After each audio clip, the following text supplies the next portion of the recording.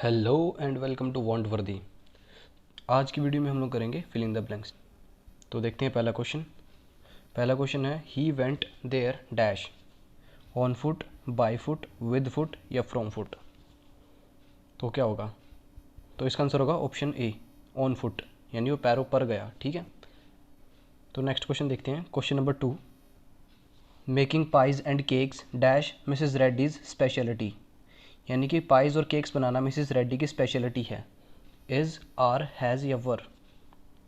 तो देखो यहाँ पे स्पेशलिटी दी हुई है, यानी स्पेशलिटी तो एक ही होगी, तो लगेगा इज़, सिंगुलर आएगा। यहाँ स्पेशलिटीज़ दिया होता तो आता आर आ सकता था। ठीक है, लेकिन यहाँ पे एक स्पेशलिटी पूछी है। यहाँ पे पाइज एंड केक्स में कंफ्यूज मत होना कि ये प्लूरल है तो यहाँ पे आर आ सकता है, लेकिन यहाँ पे आर नहीं आएगा क्योंकि स्पेशलिटी एक है। यहाँ स्पेशलिटीज़ दिया होता तो होता आर। ठीक है, तो option number A is correct here. Next question है we should dash the rules, we should dash the rules. तो cope with, comply with, conduce to, cope up. तो इसका आंसर होगा कंप्लाई विद। क्या होगा? Comply with. ये वैसे ही है जैसे हम बोलते हैं अबाइड बाय द रूल्स, वैसे ही कंप्लाई विद। कंप्लाई विद को किस सेंस में यूज़ करते हैं? इसको हम लोग अबाइड बाय के सेंस में यूज़ करते हैं। जैसे बोलते हैं ना अबाइड बाय द रूल्स, तो उसी के सेंस में यूज़ करते हैं कंप्लाई विद। लेकिन यहाँ पे अबाइड के साथ बाय लगता है, लेकिन और कंप्लाई के साथ विद लगता है, ये याद रखना बस। ठीक है, तो नेक्स्ट क्वेश्चन पर आते हैं। Cowards die many times dash their death, यानी कावर्ड्स मतलब डरपोक। कावर्ड्स मतलब क्या होता है? डरपोक। तो जो डरपोक होते हैं वो कई बार मरते हैं डैश उनकी डेथ से। डेथ से क्या पहले ही मरते होंगे? डेथ के बाद तो कोई नहीं मरता, तो पहले के लिए क्या यूज़ होता है? बिफोर यूज़ होता है।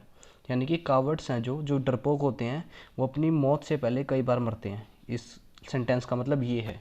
तो बिफोर लगेगा, मरने से पहले। आफ्टर होता है बाद में, ना बाय आएगा और ना अबाउट आएगा। ठीक है, तो नेक्स्ट क्वेश्चन पर आते हैं। Question number 5, the doctor dash the woman that her son would recover, यानी कि डॉक्टर ने डैश किया वुमन को कि उसका सन ठीक हो जाएगा, रिकवर हो जाएगा, यानी कि जो भी इसको प्रॉब्लम है उस प्रॉब्लम से वो रिकवर हो जाएगा। ठीक है, तो डॉक्टर्स क्या करते हैं?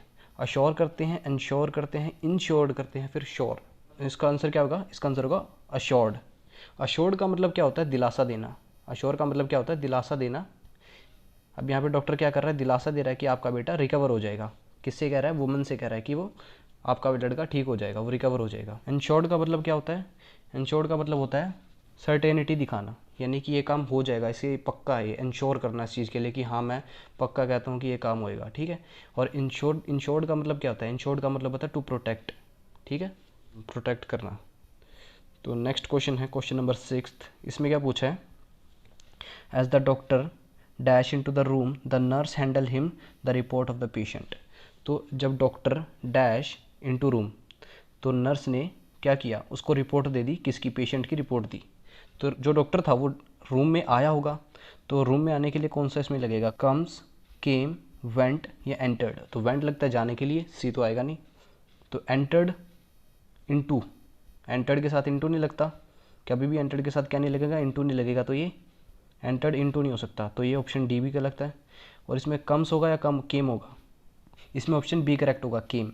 As the doctor came into the room the nurse handled him the report of the patient, यानी कि जब डॉक्टर कमरे के अंदर आया तो नर्स ने उसे पेशेंट की रिपोर्ट दे दी।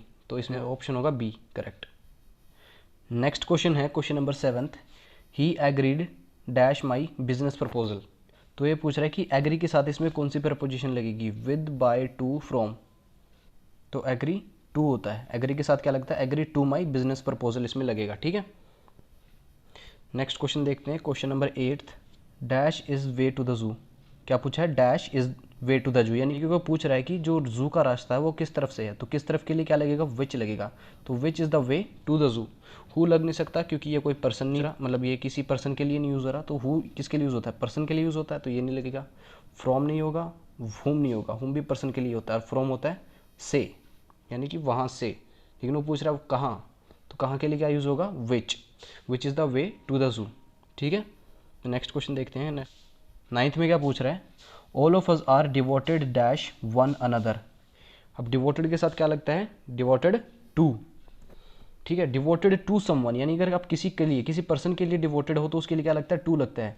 अब जैसे गॉड के लिए डिवोटेड हो तो डिवोटेड टू द गॉड। ठीक है, तो डिवोटेड में हमेशा क्या लगता है, टू ही लगता है, चाहे पर्सन के लिए लगाओ या फिर किसी थिंग के लिए लगाओ, ठीक है। डिवोटेड टू समवन किसी पर्सन के लिए, या फिर डिवोटेड टू समथिंग किसी चीज़ के लिए भी, ठीक है। तो इसमें क्या होगा, टू ही लगेगा हमेशा, डिवोटेड के साथ हमेशा टू आएगा।